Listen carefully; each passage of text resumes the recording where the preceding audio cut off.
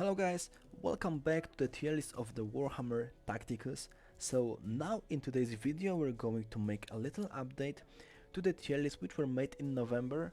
The Snowprint provided us some new content, so the new guild raid boss, the Yarrick, the Silent King, the Necron King, and we have the new kind of event, the legendary event, which is right now connected with the new character Janezar, and it was made on December with the Maugan Ra. So before we get started, I would like to thank you for your feedback that my previous tier list, which I released yesterday, was not too loud. So I just increased the sound of my voice and I decreased the sound from the game, but I still kept it because I think that it sounds way better if you just you just do not hear only my voice. It might be tiring for you. So before we get started with the tier list, also I would like to thank the community manager, the Ratatouille, who joined me to the creators team. So since today, you may sometimes find my content, my links to my videos right here, like you can see right now, the Lord Bas Killington. I will show up here sometimes, maybe twice, maybe 3 times a month. Depends on how much the creators how much content they will upload. So we have to share the space here. Anyway, let's get straight to the tier list, and like I mentioned on the previous tier list, which were just not too loud, I will mainly talk about the S+ tier and the A tier. We're not going to talk about BC and D tier, because no one of you is interested in these characters. I will talk about few of them, because I don't feel that I told you everything about all these characters on the previous tier list. I'm still gaining some experience with the game as you do, so if I feel that I did not tell you all the information about certain characters, I will try to come back to them and tell you a little bit more. Okay, now. Okay, let's get back to the something happened. Okay, so let's get to the first character. The first character is of course Celestine. So the Celestine is one of the best characters in my opinion, from because of the few reasons. So the first reason is that this is the flying unit, so it ignores every obstacle on the map, but she also cannot gain a profit from the terrain buffs. So for example, because of she is flying, she does not get any bonuses from the tall grasses and trenches, but this is small disadvantage. All the rest is fine, I will just tell you why. So the first ability is that and after round number 1, so number 2, 3 or further, she can once prepare this ability like every other character, and she can fly to every character where there is 3 adjacent spot and put her melee damage and also add some extra energy damage, which has 40% piece ratio.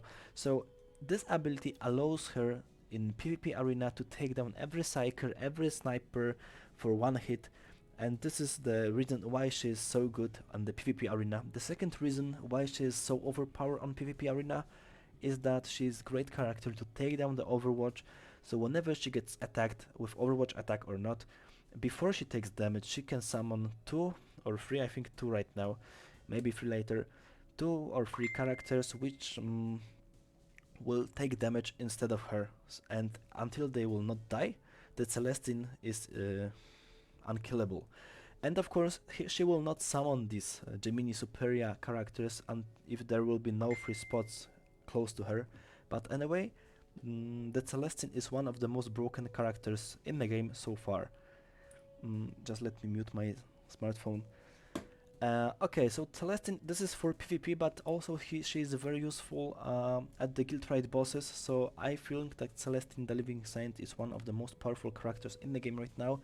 She's also good buff that this unit gets 10% crit chance and increase their crit damage, not chance, by 25% each time the friendly Imperial unit kills or dies. So, for example, if you kill 2 enemies with Yarrick and Thaddeus, her damage will be just huge. Okay, so let's get to the Aleph-Null. So the Aleph-Null, the second coolest character in the game, mainly because of few things, I would say. So he's also flying, so he also ignores the every obstacle, and he does not get any profit from the terrain So tall grass does not decrease the damage from the ranged weapons he gets, but anyway, the first ability is summons 2 scrap swarms. So the cool thing about scrap swarms is that not every character is able to kill the swarm with one hit. So it means that these 2 swarms can become an issue for the enemies to take it down. A second part is that they can revive if they are not overkilled. So even if somebody kills them but will not overkill, they can still respawn with 1 crab, which can multiply itself in next rounds. So second part is that they have pierce damage. So you would like to have Aleph-Null on your Tyrannid Guild Raid boss, because he outputs a lot of tons of damage and he's one of the best characters to take on the Guild Raid boss when the Tyrannid is the boss. Second ability is that he can actually fix any mechanical unit which you put him adjacent to the hex. So for example, you have the boss Gulgortz with low health points on the legendary event, and you, instead of attacking with the Aleph-Null, you put Aleph-Null close to the boss, and for example he will heal him for 850 health when this ability is on level 30. But the Aleph-Null can also fix, instead of attacking, he can also, because this ability is passive one, and second repair in the same round he can make by itself instead of attacking the enemy. So the Aleph-Null is also kinda good support unit which can heal up constantly the mechanical units he has on the battlefield. Of course, this unit also explodes when it dies, so it explodes and dealing 25% of its maximum health. Useful on the PvP arena, because if somebody will take down the Aleph-Null on the PvP arena and you have 4 points, enemy have 4 points, even if enemy kills your Aleph-Null, and if logic tells you that he dies as the first one, if his explosion will kill the opponent enemy, you will win. I don't know what's the logic of this, but you will win. You can check this out on normal fights on arena without without using a ticket. You can check if it's 4 points to 4 points, and enemy kills Aleph-Null, but he will die in the reason because of he attacked. You will win, not him. This is crazy, but yeah. Okay, so I think that's this is the and of course this is mechanical units. Living metal regenerates 10% of its max health at the start of each turn.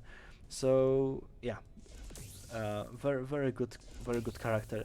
And he also has a very good synergy with Makotep. I do realize that most of you know that the Makotep ability, the Relentless March, if it's used on the summoned characters, so the ones you do not control, it can give the scraps second move in the same round, and it can make them multiply. So if you summoned 2 fresh swarms, if you are lucky, both can multiple, and you have already 4 swarms on the battlefield. So this is huge advantage, and basically, if this is PvP arena, you most likely already won if you manage to do this, and if you will be lucky enough.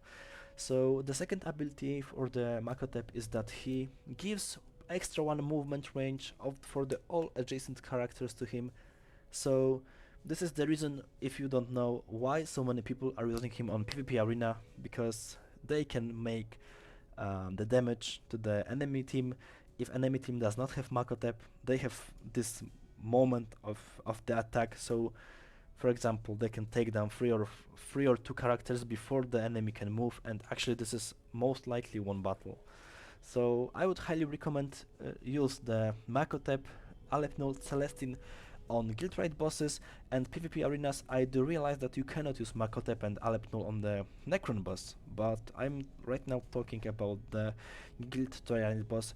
You want all these characters to use them on the guild bosses, so max these characters out all what you can. If you are missing some shards to promote it on higher levels, some from rare to epic, epic to legendary, do it. It's just worth. Okay, going forward, we have the Archimatos. So the Archimatos is also one of the most broken characters in the game. Right now the best chaos character. So the first part is that if you take him, he can summon up to 7 characters, 7 bloodletters, and make them attack the enemy in 1 turn.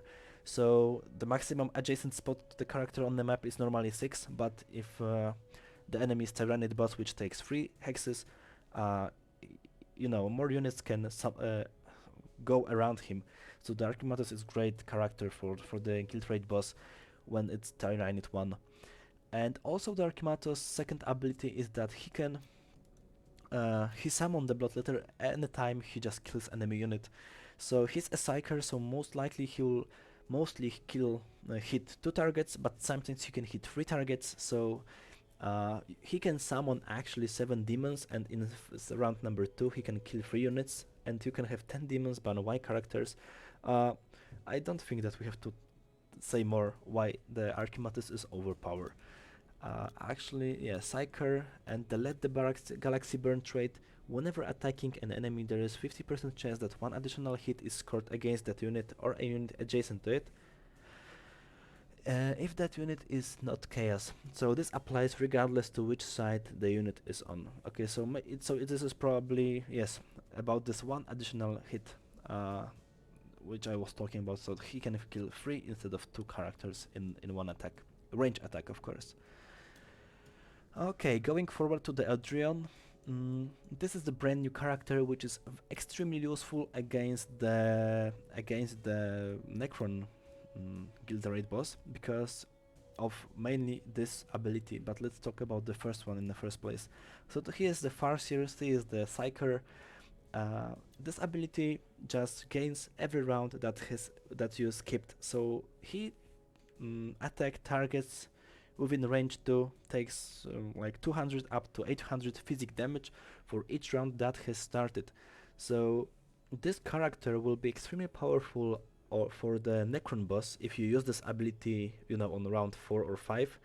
I prefer you to use this one if you are sure that he will survive to the next turn. If you are not sure, use it before just to make output, because 3 times 3x 205 up to 800 is about 2,500 with 1 attack. If it's higher, if it's upgraded more, you can deal more damage. So this is the first reason why he is overpowered against the Guild Raid boss. And the second one, that all enemies exactly 2 hexes away from the Eldrion will receive extra damage, and this damage will be also increased if the units will be outputting the damage belongs to the Eldari faction. So the Necrons are tough, so you want to Eldrion to join your team, and for example, if you summon 6 demons, 6 Bloodletters from the Archimatos, do it when the Eldrion is exactly 2 hexes away. This will increase the damage a lot. So I would hugely recommend taking this character, exping out.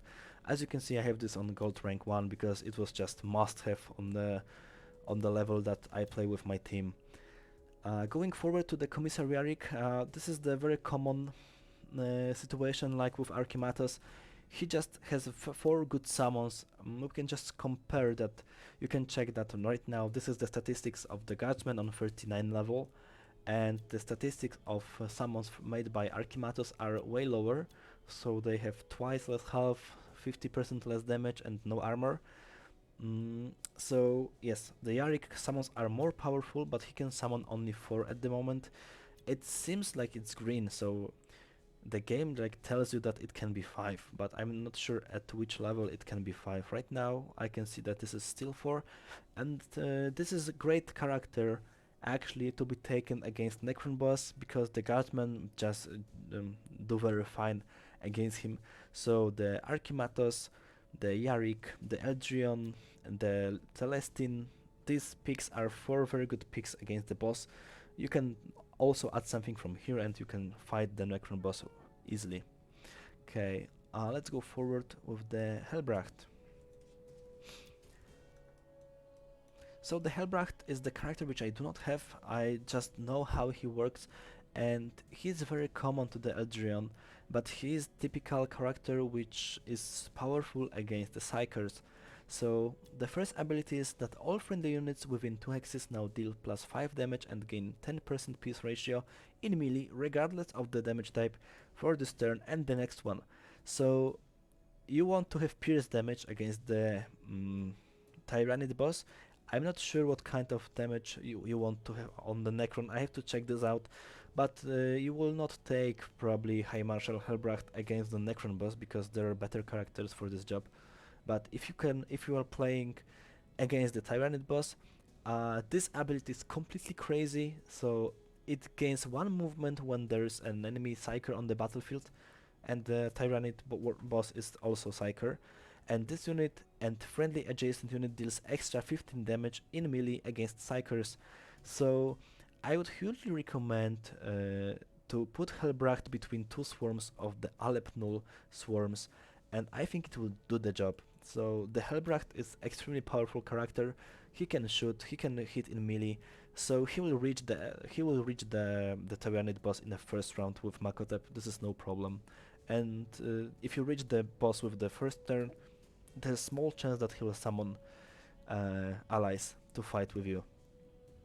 So it was all from the Emperor tier. We can now go straight to the A tier, and later we have to talk about 3 characters from this side, and this will be over.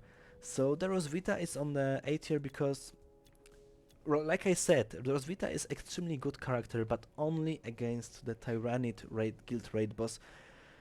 Nothing else. So I do not see the reason why would you take her on the legendary event, PvP, or the Yarrick. I actually do take her on the Yarrick, so the Necron King, but only because I do not have anything else better. So yes, the Rosvita is great character against Tyrannid boss and nothing else, and still the Helbrecht is more powerful than her. So this is why she's on A tier and he is on the S tier, because he might be useful on more on legendary event. And yes, this is if you want to ask why, this is the reason.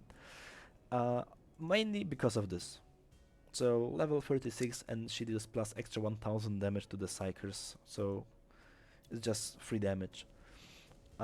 Okay, let's get forward to the Calandis. The Calandis is the best sniper in the game right now. I put him on the A tier, but I think that he might work with the passive ability of Eldrion very well. So I'll try to upgrade him for the higher rank. I'll do my best to put him on gold 1 rank, and I will just let you know if he does better damage against, instead of Rosvita I will take Calandis, because Eldrion will increase the damage thanks to they are from the Eldari faction. He has a high crit chance, so this is the first good part against Calandis. He has Overwatch. He has Overwatch in melee also. Let's say it's not called Overwatch in melee, but once per round when Calandis is first attacked in melee, the attacker immediately takes twice damage for 70 up to 100 on 11 level. So yes, this is like Overwatch in melee. So he can Overwatch from range, Overwatch from melee in the same round. He can kill with one-shot boss Gulgortz. It happened to me twice on the PvP arena, so this is definitely must-have character on the PvP arena. This is maybe must-have character on the guild raid boss when it's a Necron. So if you have Calandis, and I think most of you should have it because there was an event not that much time ago, I would recommend to upgrade him. Maybe not necessarily, but if you have some free energy, feel free to spend it for Calandis. Another alternative pick for the Necron boss is the Thaddeus Noble. So this character is also outputting a lot of huge damage because he's putting it directly to the target. Increased also by Eldrion passive ability. The Thaddeus Noble is actually used by few of members of our clan, and they say that it works, so I believe them. And he also gains this is bonus, which is kinda random. This bonus is nice because for every turn that has started, he gains extra 1 more drop of the meteor, and also he increased the damage of the characters with the heavy weapon trait. So maybe Thaddeus Noble is a good connection to the Volk, for example, or Certus, whatever. Yes, the good thing about this ability is that you may not know that if he hits character with Overwatch, they will not Overwatch. So then enemy hit by units range attack becomes suppressed, and suppressed units deal less damage, have -1 movement, and cannot Overwatch. So this is very nice for the PvP arena, but like I mentioned, you have to aim, and this is basically very hard to aim with this ability. So you just base on luck. It can win or lose your game.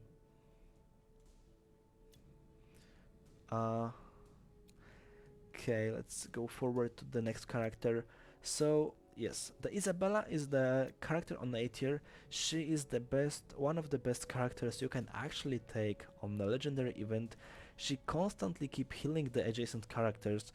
Uh, Wait, let's talk about the passive ability. So any adjacent friendly unit that takes damage gets instantly healed by, and you have here, you know, the amount. And this, okay, it's not applied to the lethal damage, but on legendary event you are not receiving lethal damage. You are keep getting damage for 50%, 20% of the health, and the Isabella will keep healing your characters. The cool part about Isabella is that there is no written that it has to be Imperial unit, so it just cannot be, I guess, mechanical, because mechanical units are repaired, not mechanical are healed. So yes, if you want to have a good score and you have Isabella, if I had her, she would be already in Gold 1 rank, since I saw how Legendary Event works. So hugely recommend her to play on the Legendary Event. She sucks at PvP arenas, because if she revive unit which was killed, the enemy has that 1 point, and you have the character with low health. So I do not recommend using her on PvP arena, and she is probably decent or useless on the guild raid boss. This character is mainly to give you a good score on the legendary events. And the next character is Morvenn Vahl. This character, I feel that she will be extremely powerful very soon. She can cooperate very well with the Aleph-Null, because she's still mechanical, so Aleph-Null can keep healing her. The first ability is a little bit broken, so she just throws a grenade to the target and all the adjacent hexes, killing the swarms as well. So this character is very strong on the legendary event. Maybe on PvP arena it can do some crazy shit, but I would not expect her I would not base on the crit from the ability. Can it crit? Okay, it cannot crit, but it deals a lot of damage. So if you can take the Morvenn and Thaddeus Noble, and they can do the job, but it basically is based on the luck. So together they can deal tons of damage to the enemy, but it's also risky. And the second ability is that when she attack enemy, and she has adjacent the same enemy as her enemy has, so she will deal damage to the both targets, and this damage is most likely to kill the adjacent character. So the Morvenn Vahl is actually the good character with good movement range, with good attack range, with very good melee damage, but she is not yet, in my opinion, she's her place is on A tier instead of S+, so we'll keep her here for some time. Oh no, what did I say? Sorry guys, it was B tier. Yes, it was B tier. I was just considering what I'm talking about. So just ignore this. I would just maybe delete this. Okay, going further to the boss Gulgortz. Let me just check. 23 minutes 22. So the boss Gulgortz is the one of the characters which I really like. He is very tanky, so he is useful on the PvP arena to take down the Overwatch until I unlock the Celestine. So this character is cool for to be a good tank, taking down Overwatches. Second part is that he can move double in the same turn, or increase the movement range of the characters by 1, and increase their damage if they can manage to reach the target with melee attack. So he works very well with Makotep. I like this character because he is a great swarm slayer, so he can kill with one swarm with melee attack and the second one with the passive ability, so with the minigun. About the guild raid bosses, I like used to Gulgortz on the Necron boss because he can reach him in the same turn and output some nice damage, preventing the enemy to summon Necrons. So this is cool part about the war chief, and actually he deserves to be in A tier. He does crazy things on the legendary event because he is very tanky, has very good damage, and he can be fixed by the Aleph-Null, so they work together very nice. And if you have the boss Gulgortz, I would recommend to upgrade him just to have it on the legendary events. He is just useful.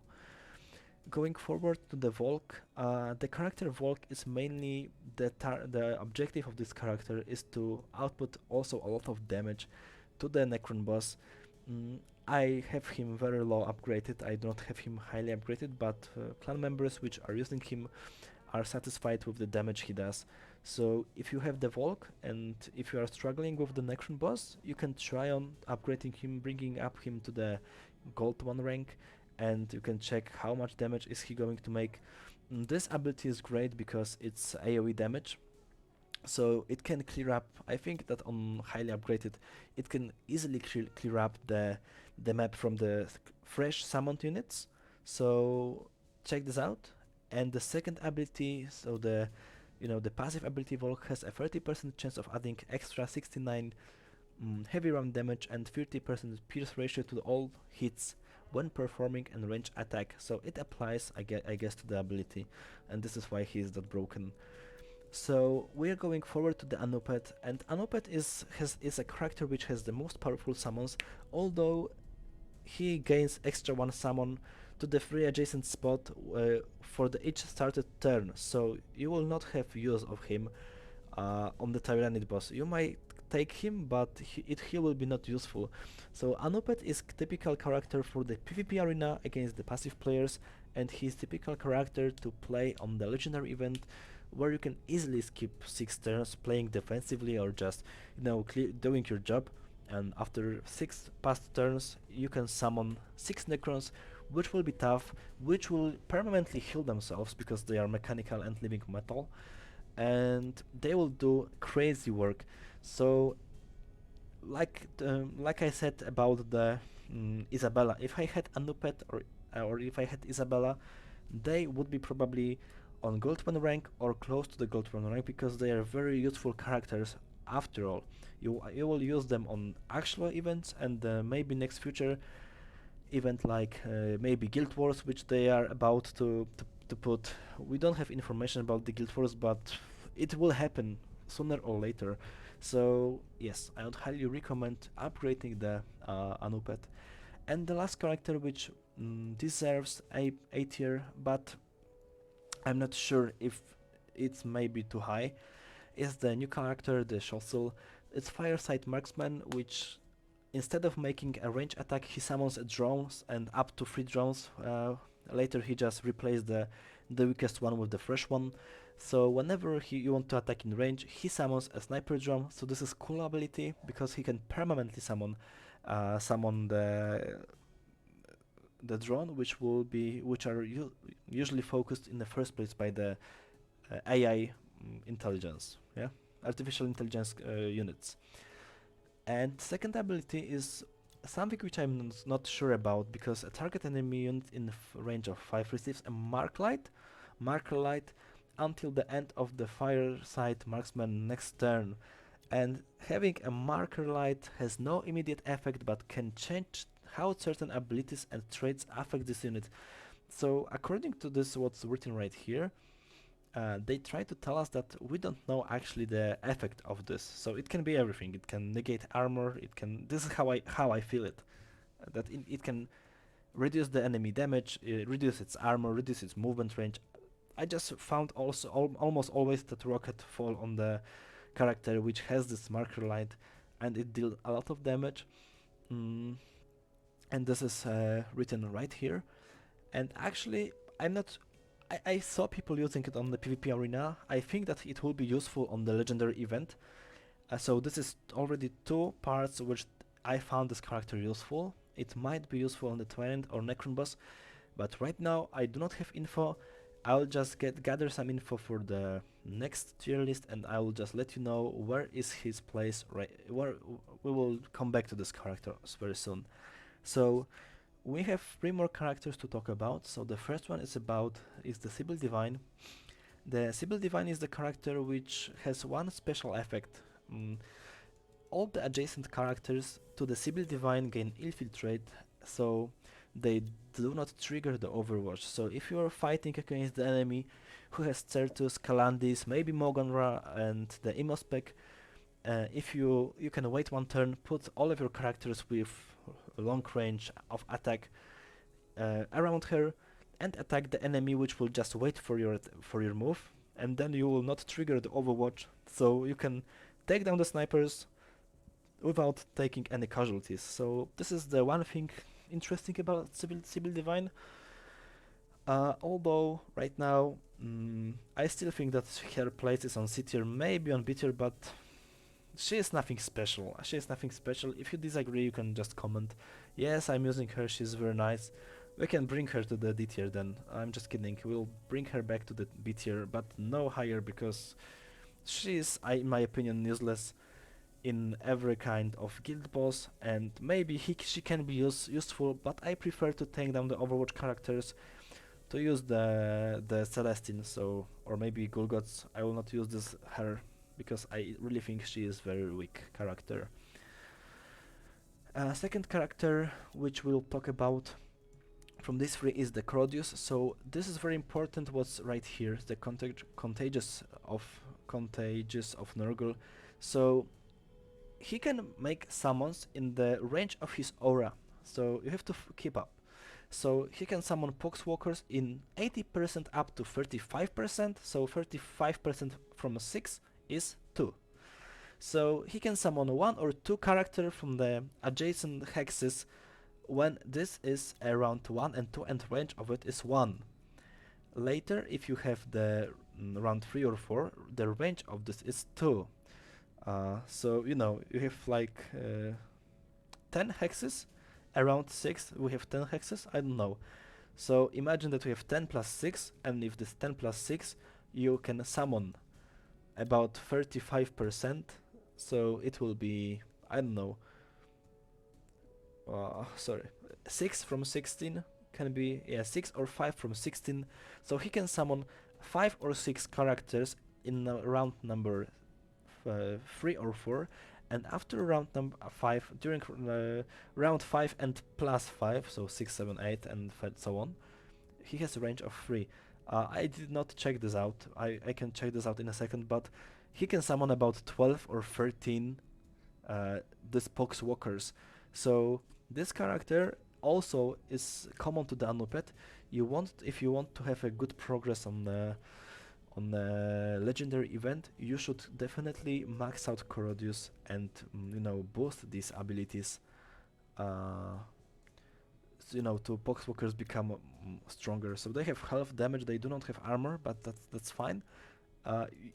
You want to have 14 summons. 14 summons, if they will be not one-shotted, you know, it just can give you the opportunity to clear up like 2 extra stages, and so on. And actually, this is the reason why we can put him like on the B tier. I won't be cruel. And the last character is Maugan Ra. So the Maugan Ra Battery low. The Maugan Ra is the character which was up. I didn't unlock, so I cannot tell you where is his place. I did not play him anytime yet. I will have access maybe to the testing, so I will let you know how I feel about him. But right now, this is typical Overwatch character with some bonuses when he becomes passive. So if I was about to guess, I would tell you that this character can be good on PvP arena, it can be good on legendary event, but it's not pursuited to be played on the guild raids. So I think that the B tier right now for him is fine. When I will test this guy, I will just make notes and I will give you feedback where should he be. Right now he stays on the B tier. So actually this is it for today. I hope you enjoyed this tier list. I hope you can hear me loud and clear. I hope yes, I just, you know, set up the settings right here to make you hear me better. So anyway, thanks for watching, guys. Hope you enjoyed this. If you disagree with anything which I uploaded right here, leave me a comment, give me an info. What do you feel should be higher or lower? As always, like you said, the video was not loud enough, so I just let you know I just made the new one since beginning. I didn't want to, but you asked me for it, and I do it for you and for myself also. So yes, thanks for watching, have a nice week, and see you next time.